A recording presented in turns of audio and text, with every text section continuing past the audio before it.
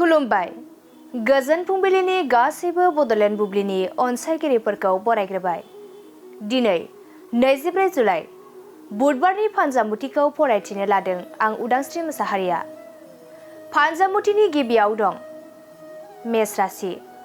नोंथाङा बेफार फालांगि खालामोब्ला मुलाम्फा जागोन, रांखावरि आरजिनानै लानो हागोन। बृष राशि। समाजनि मोजां हाबा मावनो खाबु मोनगोन, बयजोंबो मान सन्मान होजागोन। मिथुन राशि। गावनि थांखिखौ होसोनायाव जेननांगोन, गोसोआ जोबोरैनो दुखु मोनगोन। कर्कट राशि। देहायाव बेराम आजार सोमजिगोन, देहाखौ जोबोरैनो खस्थ' मोनगोन। सिंह राशि। गोसोनि साननाय हनायफोरा जाफुंसारगोन, गोजोन खुसियैनो साना बारलांगोन। कन्या राशि। गोबावनिफ्रायनो आसा खालामनानै थानाय मिजिंफोरा जाफुंसारगोन, साना गाहामैनो बारलांगोन। तुला राशि।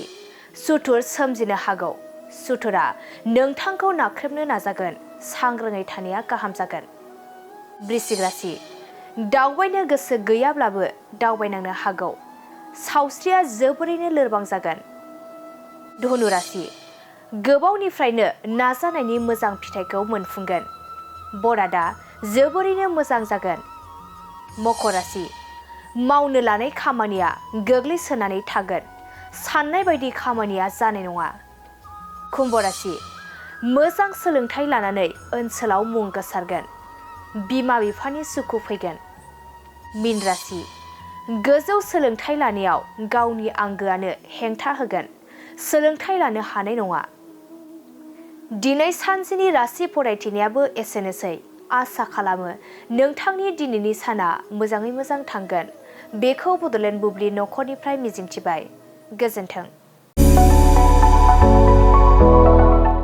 गोजोनथाव खौरां। बाजाज बेग लानो गोसो गुदुं सुबुंफोरनि थाखाय गोजोनथाव खौरां।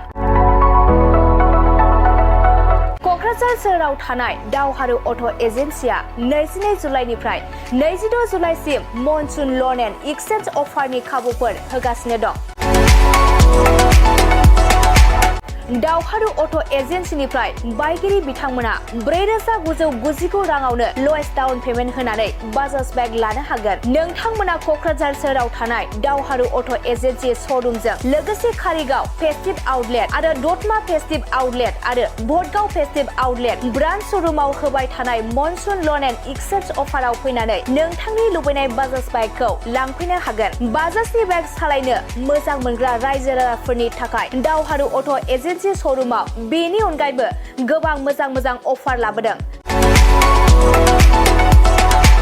बेफोर अफारफोरानो जाबाय जेरै गंनै helmet free, 5 litre petrol free, 95% लड फ्रि एजुअर गिफ्ट आरो गासिबो मडेलनि एक्सचेन्ज खाबुआ एभेलेबल जागोन।